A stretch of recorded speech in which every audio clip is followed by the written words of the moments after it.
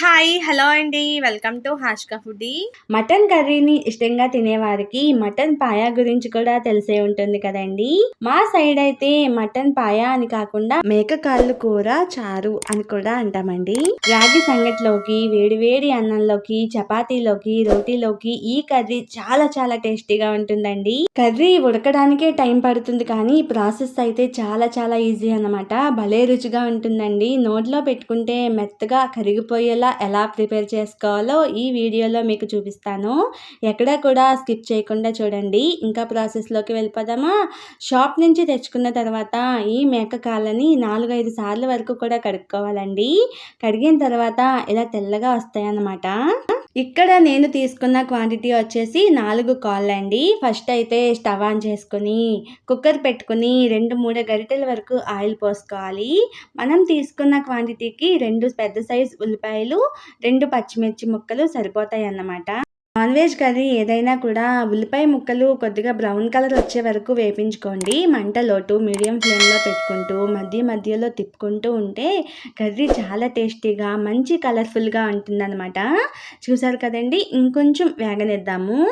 Brown colour వచ్చే వరకు కనుక వేపించుకుంటే కర్రీ మంచి కలర్గా కమ్మగా రుచిగా ఉంటుందండి. చూసారు కదా. అంటే మొత్తం బ్రౌన్ కలర్ కాదు, ఇలా వీడియోలో చూపిస్తున్నట్లుగా ఇలా ఉంటే సరిపోతుందండి. ఇప్పుడు మనం వాష్ చేసి పక్కన పెట్టుకున్న మేక కాళ్ళ ముక్కలు కూడా వేసేసుకుందాము. ప్రాసెస్ అయితే చాలా చాలా ఈజీ అండి. ఉడకడమే టైం ఎక్కువ పడుతుందన్నమాట.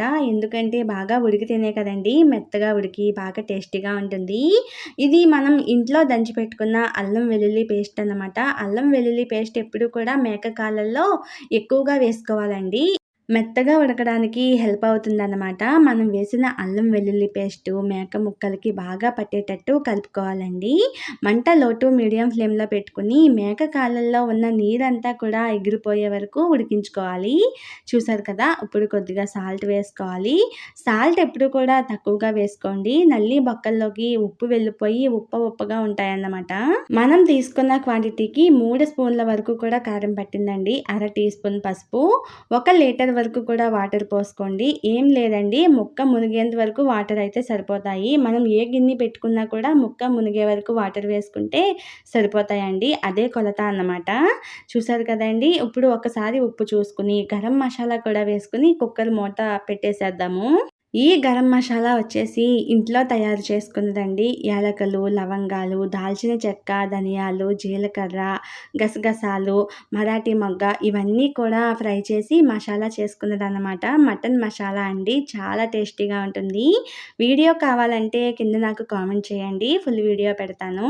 ఈ మేక కాళ్ళ కర్రీకి ఎప్పుడు కూడా విజిల్స్ ఒక 10-12 విజిల్స్ వరకు కూడా రానివ్వాలండి. ఫస్ట్ అయితే 5 విజిల్స్ వచ్చే వరకు కూడా హై ఫ్లేమ్లోను, మిగతా 6-7 విజిల్స్ వచ్చే వరకు మంట లోటు మీడియం ఫ్లేమ్లో పెట్టుకుని విజిల్స్ రప్పించాలండి. అప్పుడే మనకు మెత్తగా ఉడికిపోయి పిల్లలు కూడా ఈజీగా తినేలా ఉడికిపోతుందన్నమాట.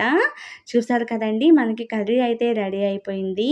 వీడియోలో చూపిస్తున్నట్లుగా కర్రీ ఎలా అయితే ఉండాలండి, మంచి గ్రేవీగా పులుసుగా ఉండాలన్నమాట. అప్పుడే టేస్టీగా ఉంటుందండి. మొత్తం ఎగిరిపోయినా అంత టేస్టీగా ఉండదు.